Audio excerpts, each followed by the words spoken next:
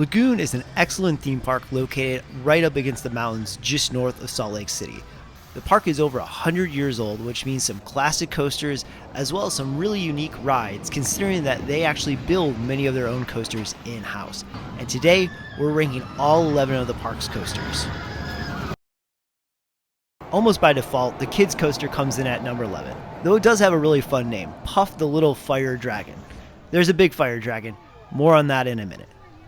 Coming in at number 10 is the Wild Mouse. Now this is your standard off-the-shelf Wild Mouse, but it does have a little bit of theming. You can see the house there, and it does exactly what it needs to do, so that's why it's number 10. It is the Bat, a Vekoma Junior suspended coaster, one that's been cloned many a times, including several in the US. But this one's a little bit unique in the sense that it's built around a bunch of trees, gives some nice near misses, and just an overall nice setting for what is a normal kind of off-the-shelf ride.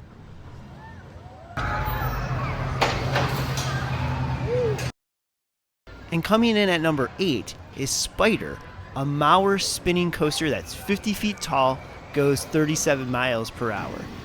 I'm generally not a big spinning ride fan, but this one, with its really tight banking on the curves, as you can see here in the video, actually works out pretty well. It makes it less nauseating as the spinning kind of leans into the curves, giving it a really kind of fun sensation. So the ride gets a thumbs up for me, even as a non-spinning ride fan.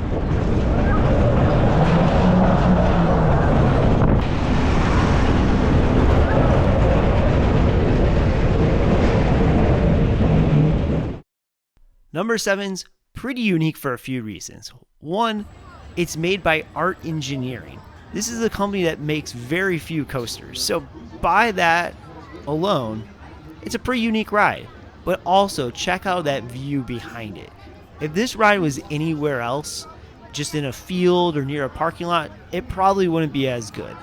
But going up that lift hill, going around these turns, and seeing the mountains in the background, I mean, that's what makes this park really special, is just those views here. Here's coming over the lift, and you can just see how awesome those mountains are right there. This is probably the ride that looks at the mountains the most going up the hill. All right, I'll address the elephant in the room. There's an asterisk with this ride. I didn't actually get to ride it. This is a Schwarzkopf Jumbo Jet Jetstar style ride. If you've been to Cedar Point way back in the day, they used to have a ride called Jumbo Jet similar to this. Has this unique spiral lift hill.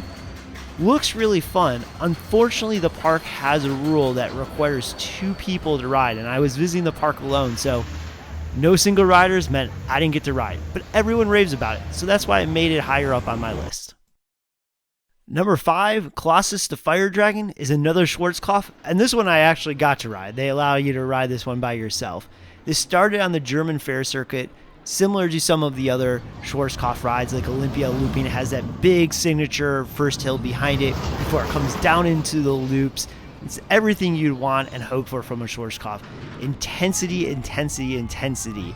You get the spirals, you get the sharp helixes, you get the loops. It's a really fun ride overall.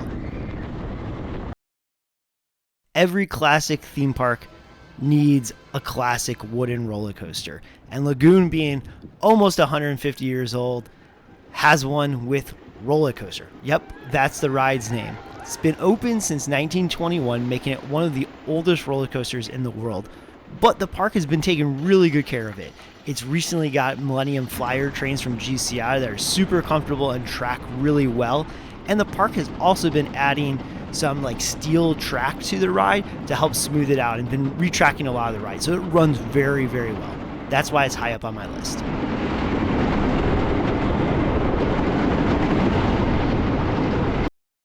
It comes in at number 3. And time for a shameless plug for our Instagram and Facebook. Both are at In The Loop Podcast. We post short videos from our travels on there, so be sure to check that out. But Wicked, it launches you straight up this hill. The launch is actually on the side of that hill right there. Crazy airtime at the top, and crazy airtime throughout the ride. And it's really intense, these sharp turns and banking. This is a ride that doesn't let up to the very end, and that's what I love about it.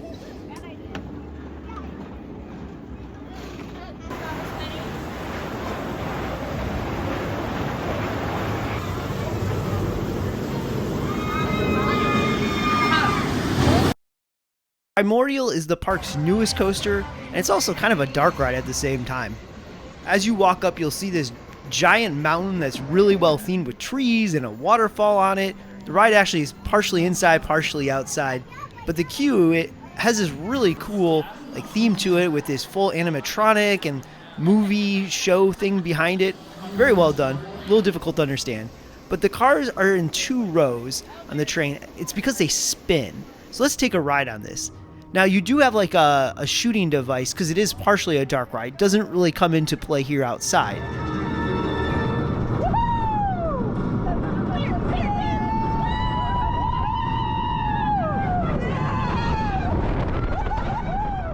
After this short outside section, you go inside for the remainder of the ride, and it's a mix of screens, like a dark ride section, and roller coaster elements, including a really cool surprise at the end right here that I won't show and give away, but it's really neat.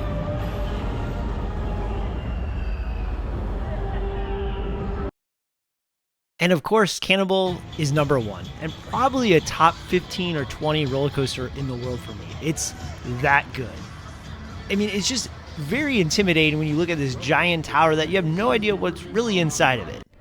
The station has this epic painting mural, and you actually go up a elevator style lift inside that building to the top, and you don't really see how tall you are or how high up you are until you get to the top here, and it slowly goes out and hangs you over the edge for a second. Beautiful view of the Great Salt Lake straight out there, and then it's this incredibly steep drop down and a tangled mess of track that's so much fun, so many forces, negative G's, positive G's, throws you to the side. Here's another view from the ground looking up, and you can just see how steep that drop is. Again, you don't really understand how tall it is until you pop out at the top because you're inside that big box. You just see how big some of these elements are. That's what makes this ride so good. It's so massive in scale, but it still has the pacing of a small, compact coaster. Best of both worlds. I have to show another angle of that drop because it's just so crazy. And I should mention, it's 197 feet tall, so this is no slouch. This is a giant ride. You can see that big inline twist right there that the ride's about to go through. Let's watch this. It's really crazy. You take it at slow enough speed that you feel like you're going to fall out, and you're probably 50 feet above the ground. That wraps up our countdown of all the roller coasters at Lagoon. It's such a great park, and it feels like a small little family park, but with these giant rides and this incredible backdrop of the mountains behind it. If you're in the Salt Lake City area, you have to plan a visit.